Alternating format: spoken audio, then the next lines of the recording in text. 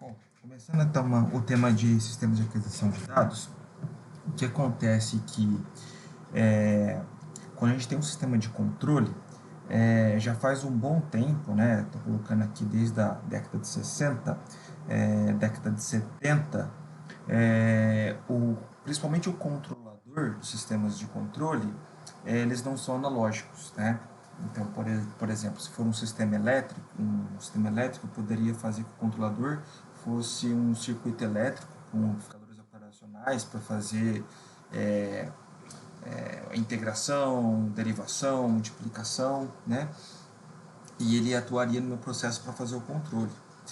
Mas isso já faz um bom tempo que os controladores normalmente são controladores digitais, né? Ele tem um computador digital ali dentro dele, que pode ser, por exemplo, um computador, pode ser um Arduino, um ESP32, pode ser um CLP, um controlador lógico programável, por exemplo, né?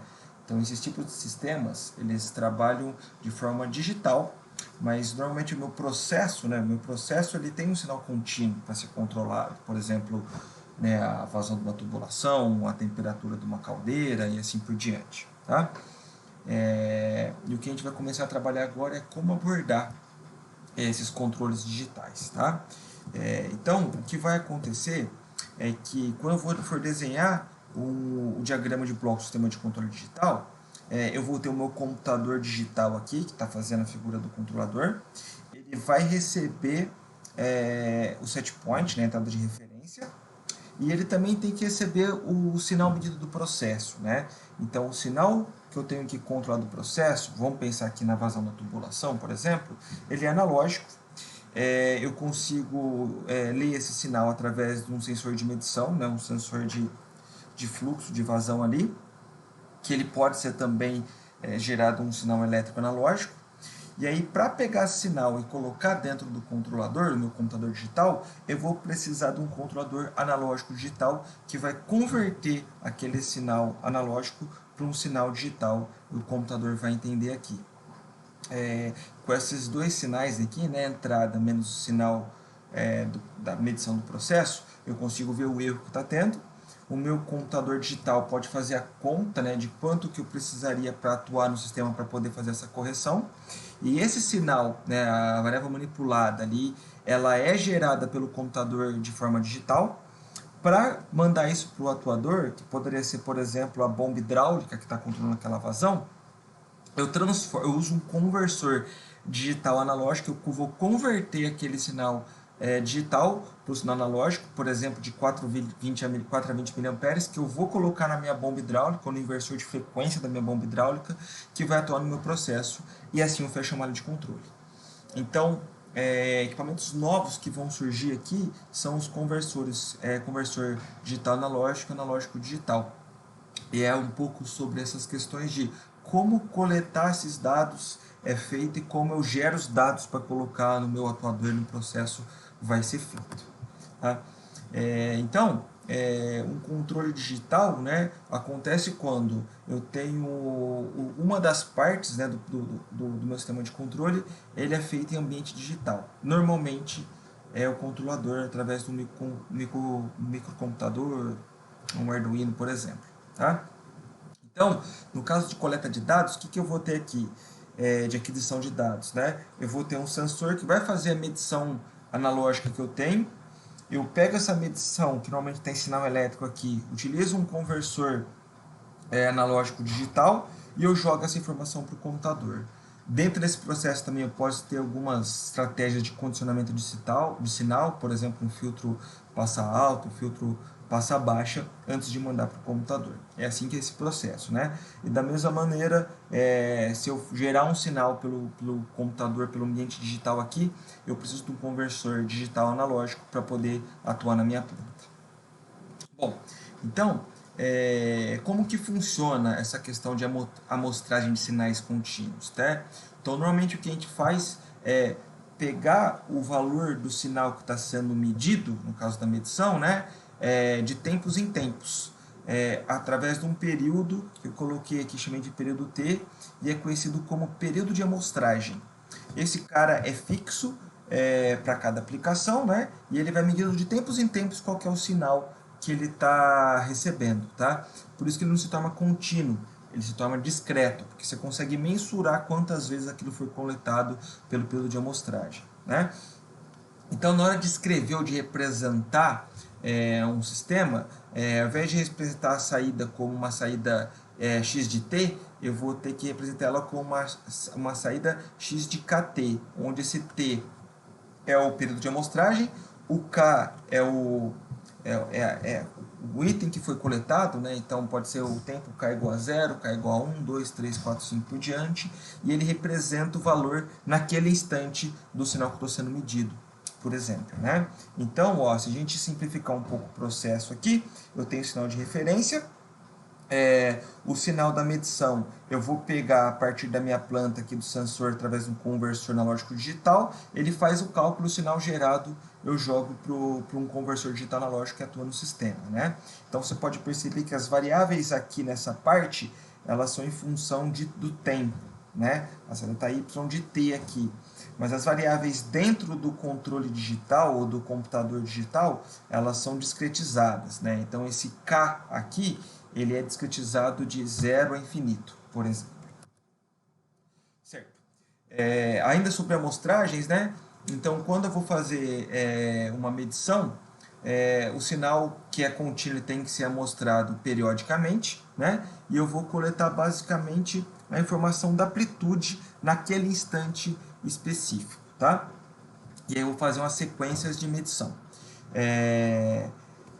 No caso aqui, então, eu tenho a variável física que eu preciso medir, eu vou ter o transdutor, que é meu sensor, de novo, passo pelo controlador analógico digital, ele vai gerar aqui um número digital, né? Ele está em 0101 aqui, por exemplo, está de maneira digital. Meu sistema recebe, e na hora que eu precisar gerar o sinal, ele vai também gerar em forma digital e vai mandar para o atuador, que vai controlar uma variável física ali, né? Muito bom. Então, o que acontece, né? A forma mais comum de eu pegar um sinal discreto é fazendo essa análise periódica. E o que é interessante, né? Na hora de saber se esse período tá bom ou não para poder fazer a minha medição. Tá? Então, a frequência de amostragem vai ser dado por 1 sobre t, né? 1 sobre o período, essa é a frequência de amostragem. E aqui está um exemplo de como que ficaria essa amostragem utilizando um amortecedor de ordem zero, que a gente vê um pouco mais detalhes, né? Então, se eu tiver um período mais longo, uma frequência mais baixa, o que vai acontecer é que esse sinal aqui, que é o contínuo, ele vai ser amostrado da maneira que está indicada por essa linha aqui, por essa escada aqui em cima, né? Eu faço a medição e ele só vai atualizar o sinal depois de um tempo de amostragem. Depois só atualiza depois de outro tempo, e assim por diante. Então pode ser que se você pegar um sinal muito grande não seja suficiente para representar ele, né? Quando eu tenho um sinal, um período de amostragem menor, você vai perceber que começa a ficar um pouco mais próximo, né? Eu consigo ter menos erro ali na hora de fazer a amostragem do meu sinal. Então uma das coisas importantes que a gente vai estudar aqui nessa parte da disciplina é como eu definir esse período de amostragem para um certo sistema. Aqui eu tenho a representação matemática de um sinal discreto, tá? Então esse sinal discreto ao invés de ser x de t, vai ser x de n, que esse n pode ser de menos infinito a mais infinito, e eu vou ter o valor para cada n desse. Legal. Ainda sobre frequência e período de amostragem, tá? Do ponto de vista matemático, quando a gente quer fazer essa coleta de tempos em tempos, como que é feito isso, tá? Basicamente, a sua função discretizada, ela vai ser basicamente aqui o valor daquele sinal naquele tempo, e para definir matematicamente cada período que eu vou colocar, eu uso uma função impulso. Então, em alguns momentos eu vou ter a medição, mas ele vai multiplicar por 0, e em alguns momentos eu vou ter aquela medição vezes 1. E aí eu vou fazer aquela coleta de tempos em tempos. Então, o meu sinal, que era contínuo, ele vai ficar só o que está representado por as setas aqui, né? Eu tenho esse ponto, esse ponto, esse ponto, esse outro ponto, e assim por diante. No fundo, eu vou ter um vetor de pontos, que pode ser a medição que eu estou fazendo da variável do processo, tá? Ou pode ser também a discretização do sinal de controle que vai ser aplicado, tá? Então, ó, aqui está um exemplo de amostragem de um sinal senoidal, tá? O que foi amostrado foi esses pontos aqui, que está representado por essas bolinhas vermelhas. E o que, se eu for gerar um sinal para ser aplicado depois no meu atuador, o que o atuador acaba recebendo é essa escada, né? Quando a gente tem um mostrador de ordem zero. Ele vai atualizando de tempos em tempos. É isso que eu acabo recebendo lá pelo atuador, por exemplo. Então, o mais utilizado para fazer a amostragem é conhecido como segurador de ordem zero, tá?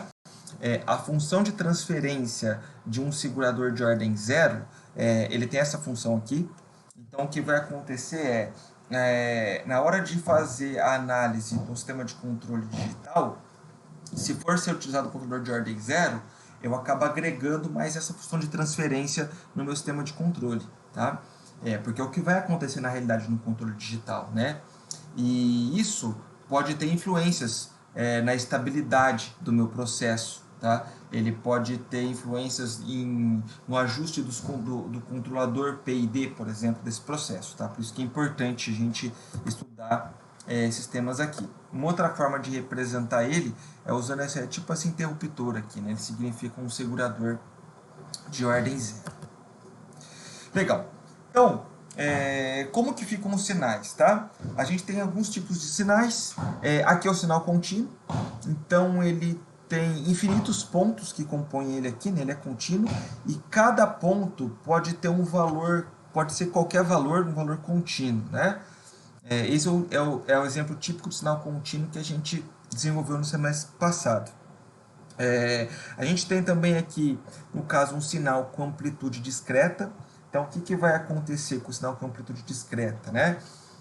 A amplitude dele não pode ser qualquer valor, ele tem um limite, tá? Então, vamos supor lá que eu tenho um sinal de 0 a 10 volts, né? E essa amplitude pode ser no máximo 1 volt.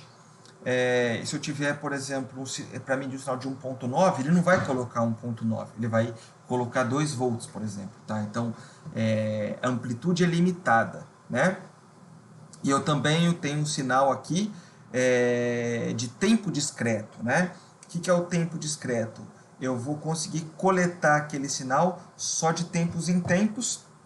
Teoricamente aqui poderia ser qualquer valor, mas é de tempos em tempos.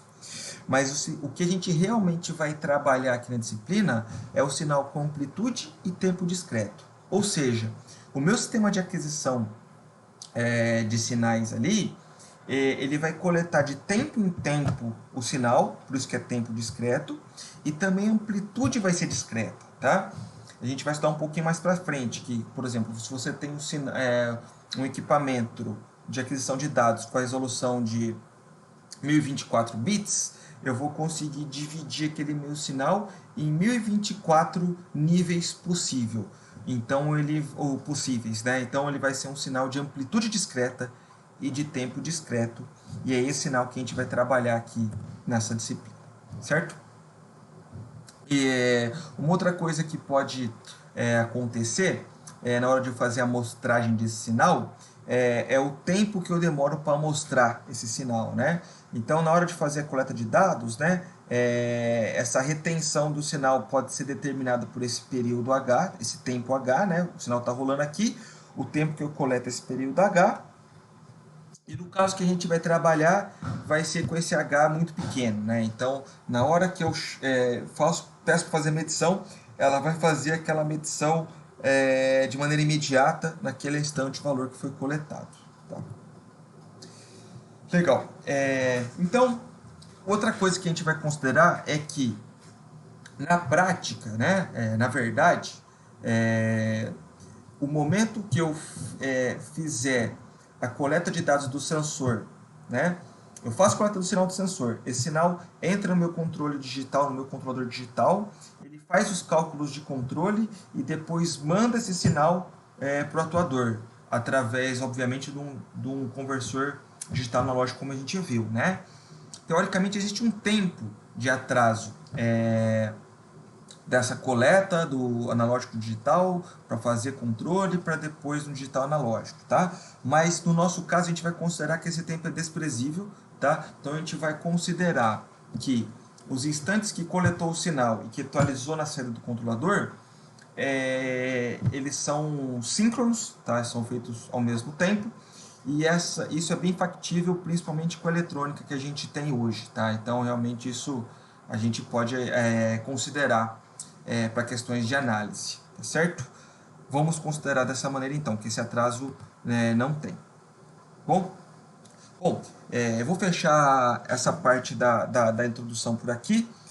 No próximo vídeo a gente vai ver, então, como que eu consigo descobrir com qual frequência que eu devo ter meu período de amostragem, né? Qual que tem que ser a taxa de amostragem? O que eu tenho que pensar para acertar isso daí?